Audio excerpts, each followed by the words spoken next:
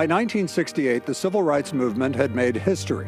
Under a deluge of water cannon, the movement beat back Jim Crow in Birmingham. I say segregation now, segregation tomorrow, and segregation forever. Amid nightsticks, it marched from Selma to Montgomery and got a Voting Rights Act through Congress. Its leader, Martin Luther King Jr., had sparked a nonviolent revolution. I have a dream today. But by 1968, the movement had seemed to fray. Black Panthers and the Nation of Islam had challenged King's message of nonviolence. Communities like Watts and Detroit had erupted in flames of racial acrimony. I must confess that that dream that I had that day has at many points turned into a nightmare. The young people were beginning to challenge him and challenge his whole philosophy.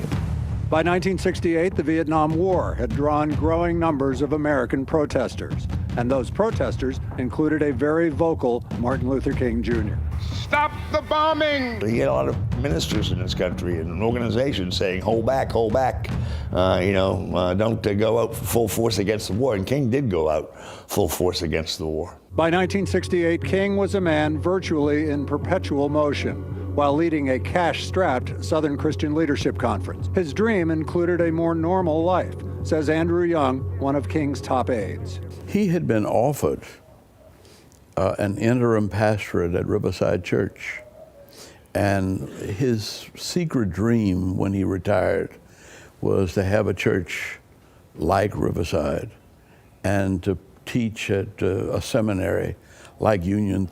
And he was just 38 when it was offered, and we said, look, you're entitled to a sabbatical. But in 1968, Dr. King instead planned a multiracial protest called the Poor People's Campaign, which would occupy Washington in the summer of an election year. Then he got sidetracked. We didn't know Memphis that well. Memphis was the site of a sanitation workers' strike. We thought it just a waste of time. The strike spotlighted the paltry wages and dangerous working conditions of black union members in a southern city. King led a poorly planned march of Memphis sanitation workers, and it turned ugly. Some marchers damaged storefronts. Police struck back, killing a teenager. That march was sabotage. There were a lot of young people who were disgruntled. King and Ralph Abernathy had to be evacuated to a hotel before the march ended. King had seemingly lost control of nonviolence. But once the march was disrupted, that meant we had to go back and have another march. I feel that we can still have a nonviolent demonstration, and that we will have a nonviolent demonstration here in Memphis. We were discussing the Poor People Campaign in Washington. And he said, we're going to Memphis to complete this debate. Why in the hell are we going to Memphis broke? So I just couldn't hardly believe what he was saying. And that Tuesday, we went to Memphis. In 1968, King flew to Memphis again on April 3rd. Sanitation workers packed a church. Because I've been to the mountaintop.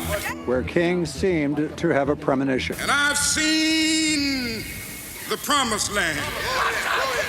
I may not get there with you, but I want you to know tonight that we as a people will get to the promised land. King had been checked in at Memphis's Lorraine Motel. A few doors away, a boarding house had a window with a clear view of King standing on a balcony and a sniper inside. And I ran upstairs and saw that he was in a pool of blood. Young was with King in Memphis. His spirit had gone, and they doctored his body a little bit, but there was nothing they could do.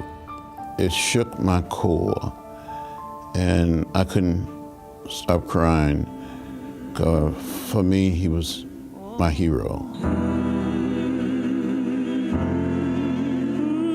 The funeral was in Atlanta at King's Ebenezer Baptist Church, attended by soon-to-be President Richard Nixon, Jacqueline Kennedy, widowed 4.5 years earlier, and Robert Kennedy, himself the victim of an assassin 2 months later. The funeral procession looped past the state capitol, where segregationist Governor Lester Maddox ringed the grounds with state troopers to keep mourners away. There was always a mark on Martin Luther King's head from somebody out there. I mean, even after he died and he was buried at Southview Cemetery here in Atlanta, for weeks they shot at his grave. You know, I mean, there was the level of hate in this country towards King was incredible.